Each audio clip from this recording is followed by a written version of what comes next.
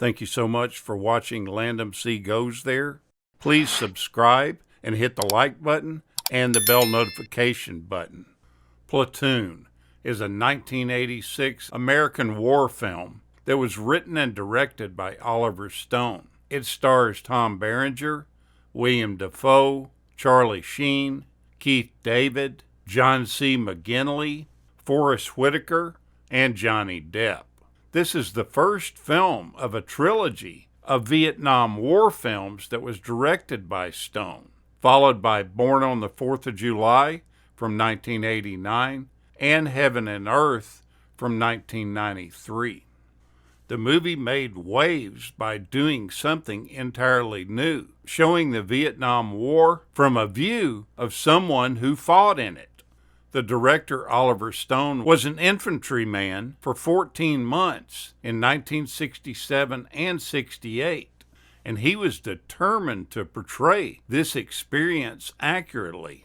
Coming 11 years after the official end of the war, Platoon opened a conversation between veterans and civilians that had been previously too painful to have. The storyline goes that Chris Taylor is a young, naive American who gives up college and volunteers for combat in Vietnam. Upon his arrival there, he quickly discovers that his presence is quite non-essential and is considered insignificant to the other soldiers in his group because he hasn't fought as long as the rest of them have and felt the effects of combat on his soul. He has two non-commissioned officers, the ill-tempered Staff Sergeant Robert Barnes and the more pleasant and cooperative Sergeant Elias Grodin. A line is drawn between these two NCOs and a number of the men in the platoon. All of this brought on by an illegal killing that occurs during a village raid. As the war continues on, Chris finds himself drawing towards a psychological meltdown. He struggles just to survive, and he soon realizes that he's fighting two battles: the conflict with the enemy and the conflict between the men in his platoon. The director states that he intentionally cast Tom Berenger and William Dafoe against their normal type that they usually played. Berenger, who played the ruthless, sadistic Sergeant Barnes, was mostly famous at that point for playing good guys, while Dafoe, who had primarily played villains up till then, played the heroic, compassionate Sergeant Elias. This casting worked unbelievably, and both men received Oscar nominations for their work in the film.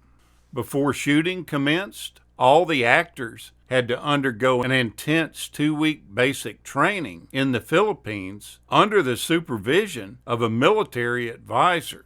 Oliver Stone's intention in doing this was not to have the men bond and act like one unit, but he did this entirely to deprive them of sleep and make them utterly exhausted so that they would be completely burnt out and therefore in character. The movie was shot entirely in the Philippines, which had the advantage of looking a lot like Vietnam without being in Vietnam. There was just one discrepancy to this, and that was that the Philippines lacked the red soil that Stone remembered from his days in Nam. So dirt that was the proper color was trucked into the set so that everything would seem authentic. The director Stone has been described as difficult to work with, even under the best of circumstances, and this grueling platoon shoot, which took 10 weeks to do, in the miserable Philippine jungle, was in a category all by itself. Stone later recalled getting so sleep-deprived and paranoid that when he couldn't find the footage from a particular scene, he accused the film editor, Claire Simpson, of hiding it from him. Simpson gently reassured him that no, she hadn't been trying to deceive him, and the reason that he couldn't find that footage was that it hadn't even been shot yet. William Dafoe says that in order to get into character for the sequence where the soldiers are lounging around in the tent, smoking and drinking whatever they can get their hands on, he and the other actors got stoned ahead of time before the shoot, and that they didn't think their plan thoroughly through very carefully. By the time the actual scene was shot, a few of them had passed out, and everyone on the set had come down, and they were just tired and useless during the shoot. Authenticity was a real important part in Stone's making of this film. He wanted everything to be right on the mark, even so much so that he had special packs of Marlboro cigarettes made for the movie. He wanted the cherry red color on the pack to more closely match those that were made during the 1960s. Several of the actors wrote messages on their helmets that were worn throughout the movie. Charlie Sheen's helmet reads, "When I die, bury me upside down so the world can kiss my ass," while Johnny Depp simply read, "Cheryl Lynn," which was a tribute to Cheryl Lynn Finn, who Depp was dating at the time. Mark Moses, who played Lieutenant Wolf, had on his helmet a drawing of Mad Magazine mascot Alfred E. Newman with the phrase, "What, me worry?" which caused Oliver Stone to break out laughing hysterically when he saw it. The director really thought about casting Johnny Depp for the lead role of Private Chris Taylor, but Depp was thought to be too young for the part and completely unknown at the time. After working with him on this film, Oliver Stone made the statement that at some point he's going to become a huge star. And Stone is one of the first filmmakers that introduced Johnny Depp to Hollywood. Originally, Charlie Sheen turned down the main role of Chris because he felt he was too young for this part also.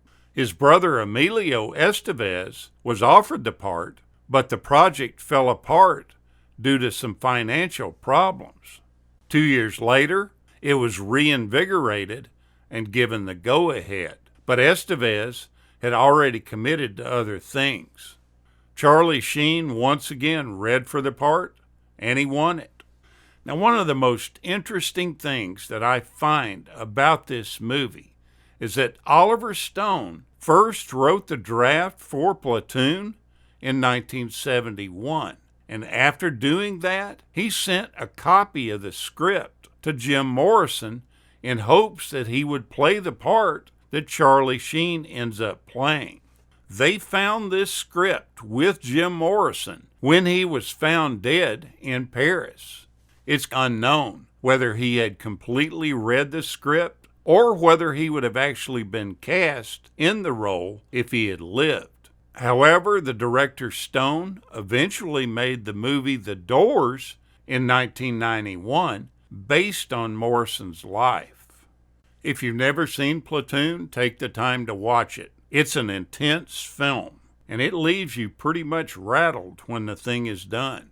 Thank you so much for watching, and we'll continue to chase the classics.